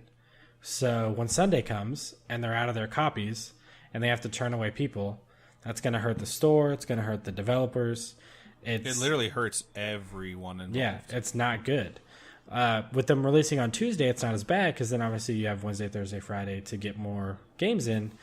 But it seems like a lot of the bigger games, which some of the bigger games don't have the problem. There's millions of copies available and you're going to be able to find it. But some of the smaller copies that are just kind of going along with the theme, you're going to have issues when Saturday night hits or Sunday morning and you're just out of copies. And then you have to be the person on the other side of the counter that just goes, well, you should have pre-ordered it. Like, that would have guaranteed your copy. The other big thing, and it's really the only reference I know, is Call of Duty, for instance. 3 years in a row, they made a game where you got to jump 55 feet in the air, spin around, and perfectly aim your gun at the same time you're doing all that. And this last year, for Infinite Warfare, it got the lowest amount of pre-orders for any Call of Duty ever released. So that made them pretty much go, oh shit, we're doing something wrong. We need to change our game. Yeah. So if you're somebody who loves a game and you want to make sure, A, there's content for your game, so expansion packs to make it last until the next game comes out, or to get the studio to make another game, pre-orders is what show that there's interest in that game. If there's a small title that no one pre-orders, there's very limited copies, nobody gets to play, then you end up being talked about 10 years later about the most underrated game of all time because it just wasn't ever populated enough to get pre-orders and get expansions. And that company made a really great game, but for some reason, the games media is shutting down pre-orders just due to the fact that you're basically giving your money away early when the money's going to be gone either way. Yeah, So- and it's the stupidest thing because it's always represented as you're fully prepaying and there's no way to cancel, and that's not the case in just about every instance. It's like anytime you pre-order something online, anytime I pre-order something off of Target, off of Walmart, off of Amazon, or off of GameStop's websites, I have been able to put down my credit card information and reserve myself something, and my card doesn't get charged until the game releases or the system releases or whatever the case may be. And that shows people what the demand is. It's like the demand is there before the supply, so you know if you need to increase the amount of production. And if that's the case, then you know what? You might be able to go to a developer and say like, hey, we have way more demand than we have supply. We need some more money to meet the demand. And then, by the way, we really need to start production on a sequel like right fucking now. Like Super NES Classic or Xbox One X. I mean, they did Super NES reserves this year, and they didn't do that with NES, and it sold out in like 30 minutes, Yeah. if that. And Even now though they're they ramping launched the up fucking production. reserves at 11 p.m. at night Yep. or 3 a.m. or whatever fucking time it was. And then same thing with Xbox One X. I'm sure they'll make more than they were planning on it because they sold out of them so quickly. So Yeah. then hopefully we'll have more hardware, but yet people still don't. I don't understand. What is the downside of pre-ordering? The downside and the reason that they shit talk it is because if games aren't pre-ordered enough, it's a bad sign for a game before it comes out. And because these games media people are such buddies with developers who say like, I hate pre-orders because pre-orders don't represent what our game's going to do when it comes out. It's like, yeah, but if there was massive interest in it, you'd be having lots of pre-orders. People like are going to wait for reviews, especially on new titles. Yeah. Unless it's by a trusted developer where you're like, oh, Bethesda's making this new IP. Yeah, I'll put $5 down on it. most of your bonuses, like, I don't know about every retailer, but most bonuses last quite a while. So, like, we encourage people to wait for reviews. I'm like, yeah, wait as long as you can stand to wait. If it's a game that you're really excited about, like, wait. And I mean, Destiny reviews just finalized like the last couple days. So if you've waited a long time. But I haven't opened my copy of Destiny. So if I want, I can go and look through all those reviews, and if they say it's terrible or if it's the same thing again, then I can return it. It's worst case scenario. It's really telling when they're advising gamers to go and say like, hey, don't pre-order fucking anything, and not looking at it from the gamer's perspective. They're looking at it from the developer's perspective when they give that advice. And then when a developer comes out and says like, hey, no more early copies for you guys because your reviews can literally affect our numbers and how we'll sell a game.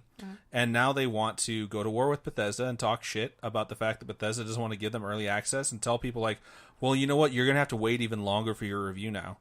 It's like, yeah, you will. And there's a lot of games where people have to wait really long for their review because sometimes, like, perfect example is Castlevania Lords of Shadow, Mirror of Fate on 3DS.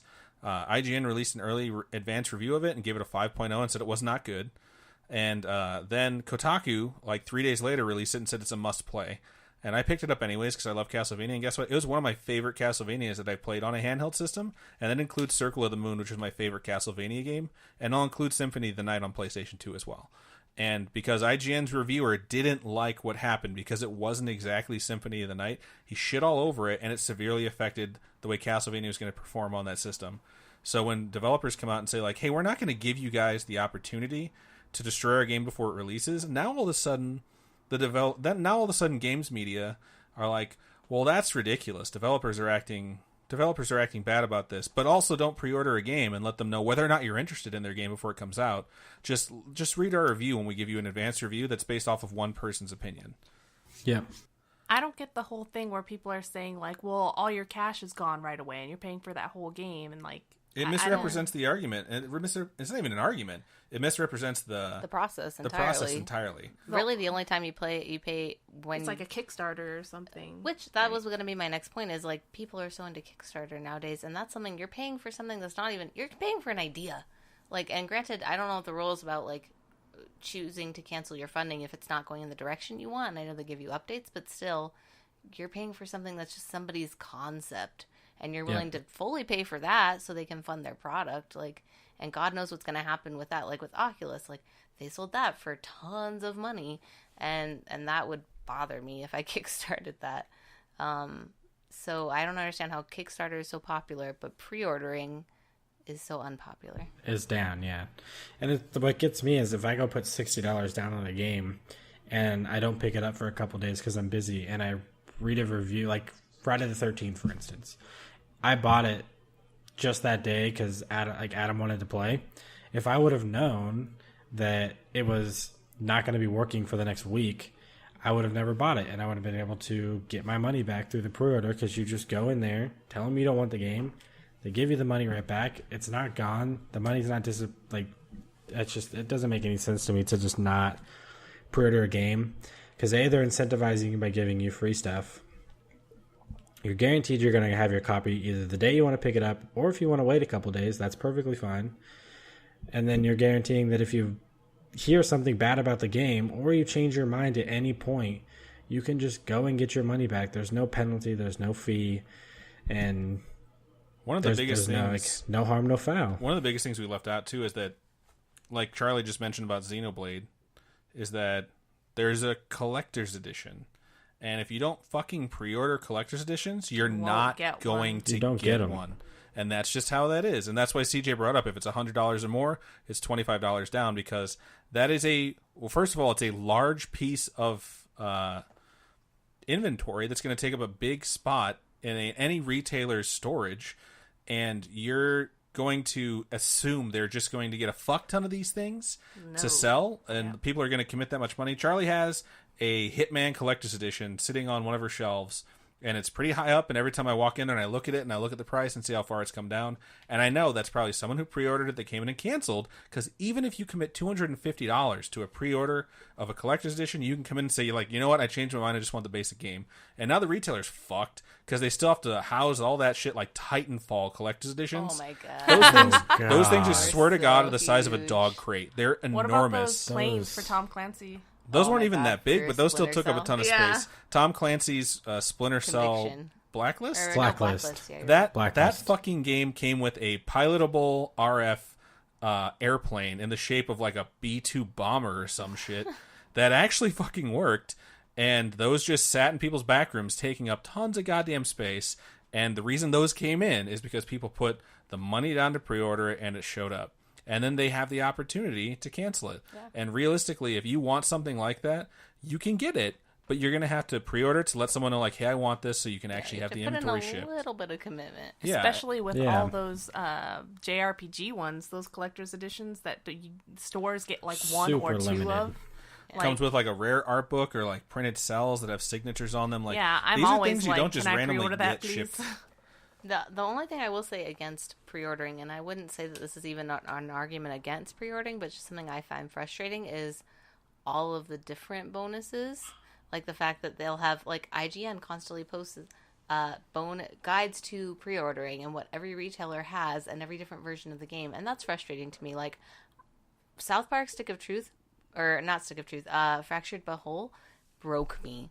Because I wanted every version of that game. And Really? there's no... Yeah, because they did different versions through Amazon. Amazon, you could get, like, remote control version of Cartman on the Coonmobile. Yeah. There was a really cool one from Ubisoft. There was actually like two through Ubisoft, and then there's the standard and the gold edition. Gold's gonna come with like DLC, but it was so frustrating. Like I got really excited about the Ubisoft one. I went to pre-order it. It wouldn't let me do it through their website. Like it was not working. And then later I saw the Amazon one, and I'm like, I would have to spend like $600 to get all these figures. Why can I not buy these things individually? That's the wrong way to do pre-orders. It really just is. And then, like, you get different bonuses, different places. Like, it's just so frustrating when you're a diehard fan of the series that you can't get all those things. You can't a la carte your own collector's edition box. You have to buy 6 copies of the fucking game. Yeah. So after that, I was just like, I won't. And now every time a huge collector's edition comes out or there's lots of different things at different places, I'm just like, no, I'm done. And the worst really part Which is one did when you end up choosing? I just went with the gold because I know I'm going to want the DLC, and that's all that matters. I was like, you know what? I guess I don't need all their collectibles. I guess I'm not going to spend $250 on something because, fuck it, like it's just too much. Yeah. the worst part is when you have a collector's edition that you really want and it sells out in fucking 6 seconds, like Breath of the Wild Master Edition that came with the statue. And I got the collector's edition, which came with everything but the statue. It's okay because I have a knockoff statue right behind us sitting on our shelf of the Master Sword. But it doesn't change the fact that it's not the Nintendo one and it's not sitting in my display case outside. And it's like, when people say, like, pre-orders are dumb, you shouldn't pre-order that. How many fucking people on launch night came in and wanted that? How many idiots came in the store a couple days later and were just like, hey, can I pre-order that? Or can I buy that? I'm Like, can I get the ship Majora's sailed, Mask man. 3DS XL? You're hilarious. It's like, no, you have a better chance of finding a fucking time machine to go back in time and try and pre-order it than you do of having a fucking chance of finding a pre-order 2 days after that thing's announced. Yeah. So when they say, like, you shouldn't pre-order stuff, it's like, you clearly have never had to worry about finding a game or trying to get the version you want or just making sure you get pre-order bonuses because they have access to fucking everything. So it's like, this is a argument being made by people who have no business being in the argument. I will say, it does help. Like, for the Samus 3DSs, we only could take, like, 3 reserves, and they sent us 6. Because we sold those reserves, like, within the first day. So I'm sure it helped seeing. It wasn't still, like, the huge amount of production that maybe they could have gone with, but at least a few extra people got to pick up one, because they saw that people were interested fairly quickly. So, I mean, at least that gives a couple more people a chance, even if they're not going to make 50 more of them. Like, if 2 more people get Super NES Classics because they saw the pre-orders went so fast, then that's a good thing. It's just more people getting the product they want, the company making more money, and as far as the retailer's concerned, I mean, you might not make anything off of a new console being sold or new product, but it's just one more customer that came in that got what they wanted at your store that will come back the next time. Yeah. So it's just, arguing against this is probably the stupidest thing you can do. Unless you're telling people like, hey, don't pre-order bad games. Okay, that's fine. Most people don't have access to see whether or not a game is bad. And in the case of certain people that are fans, they don't give a fuck. They want to play the next installment. It might not be a great game, but they want to get their hands on it. Telling people like, oh, vote with your wallet. If you vote with your wallet, you'll get a better game. Tell that to the people who voted with their wallet for Mass Effect. The series is now fucking dead. It's like, that series is dead because it wasn't the best of games. It didn't sell very well, and guess what killed it? Games media shitting on it, and a bunch of memes starting from people talking about the facial feature glitches where things didn't work exactly right. And then you have a game like Friday the 13th that comes out broken, that's campy, and everyone knows it was created by a developer who is just trying their ass off to get a licensed game out there, but it's fun. And it literally, if you look at it, like, not great graphics, facial expressions aren't working, still a fun game. And one killed off a franchise, and one started one. And it's just like, games media has that power, and when they try and toss their weight behind an argument that they don't understand, that's when we have to have a fucking podcast episode about it. I think that Mass Effect is just a whole different episode because it goes back to people setting their expectations super high. Like, I talked to a lady the other day, and I was impressed because she made the point of, like, don't ever...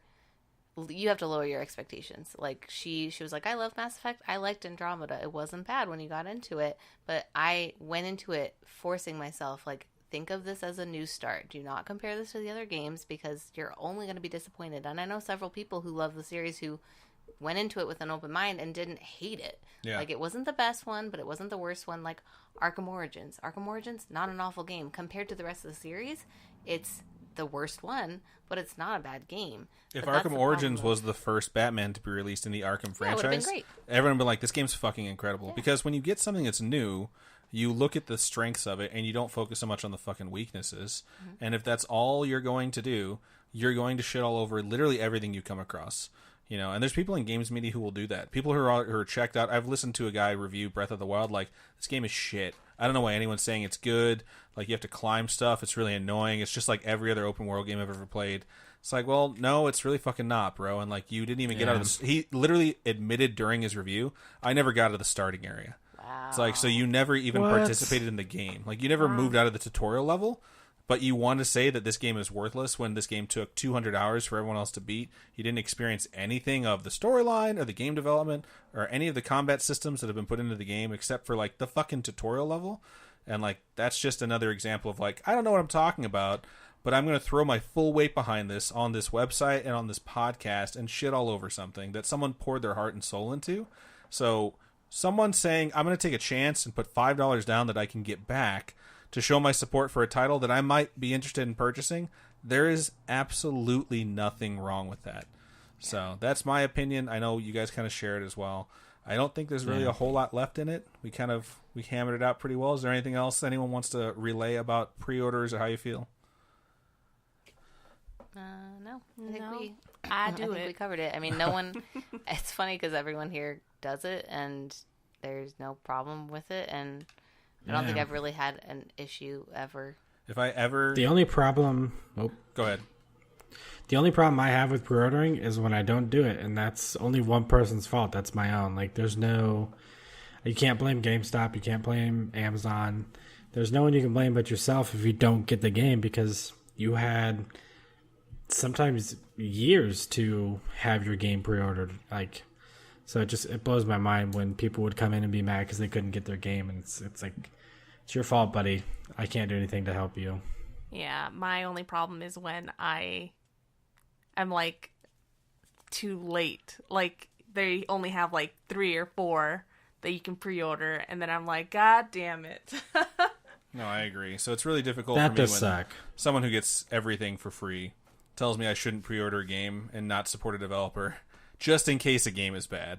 It's like, cool, I'm not going to do that. I don't feel like ruining the lives of people who are trying desperately to make a game I really want.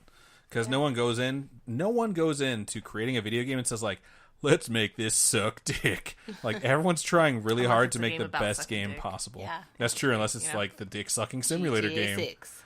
So I'm just Lady I am gangsters. totally fine with showing my support, even if it's for an IP, which is why Kickstarter shit, or if it's for a trailer, which I think looks really good, or a premise, whatever the case may be, or a sequel to something that wasn't good last time that I'm really hoping turns it around this time. Like, I'm going to do that, and I encourage everyone to do that as well. And when they say vote with your wallet, you know what? If it comes out, it has really bad reviews, and you get a chance to play it somewhere else, then say, you know what? I don't want it. Or, you know, if you want to be that guy, storm in somewhere and say, like, I want to return this. And most people will be like, you can't do that, but we'll give you store credit or something along those lines. Yep. But it doesn't change the fact that pre-ordering something is not a bad thing. And showing your interest for someone developing something is never going to be a bad thing. Yeah, like that Tokyo Dark game that I kickstarted.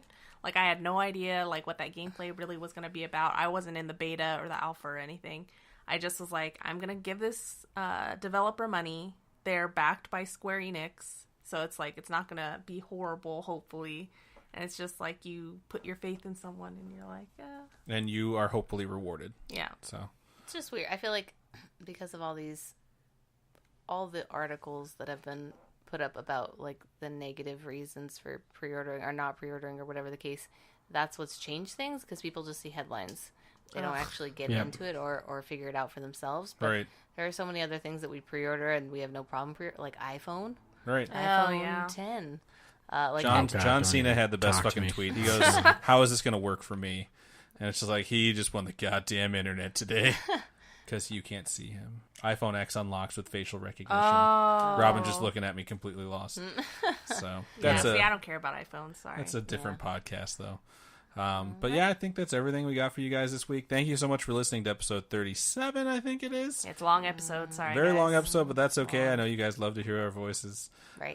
Yeah. This is Adam Diaz. If you want to get a hold of me, you can email me at mailum, M-A-Y-L-U-M, @nerdchills.net.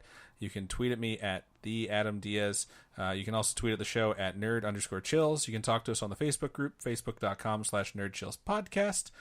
You can also email the show directly at nerdchills@nerdchills.net.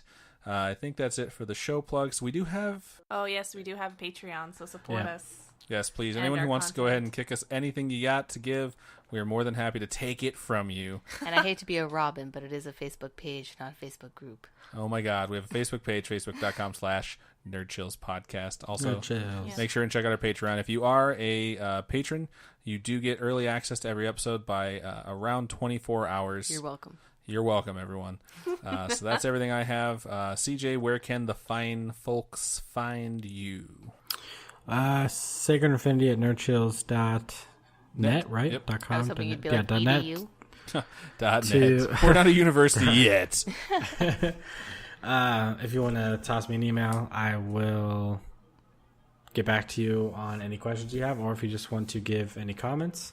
Also, at Secret Infinity for Twitter, and I can get back to you there a little bit quicker because the email thing is kind of hard to figure out. But whichever works best for you, I will make sure I'm replying to you. Right on. Charlie, where is the word? Where can the folks find you? Oh man, this has just grown exponentially. Right? It's like long. Besides this podcast, you can find me on Twitter. My handle is Charlie with an EY_NC as in Nerdchills. I also now have an email, so you can email me at charlie@nerdchills.net. And then we have a P.O. box if you guys want to mail us anything, or if you get mail from us, look for this address. People keep asking, where can I send you gifts? Really? And we're like, No. I get asked that on the street daily. So So our P.O. box is 231241, Las Vegas, Nevada, 89105. awesome. And last but not least, Robin, where can the folks, if they're fine, find you? I am on just about all social media at the Robin Grace. And don't forget your Etsy shop, which is the official Nerd Chill shop as well. Oh, yeah, etsy.com/shop/Robin's Kawaii Corner. Awesome. So that has been episode 37. CJ is going to go ahead and give us a sign off for the week. It's been a great week. It's been fun to cap it off, saying all the news to all of our lovely viewers and spending roughly an hour and 40-something minutes with you guys. But we will see you next week. Take a chill pill. Goodbye. See you.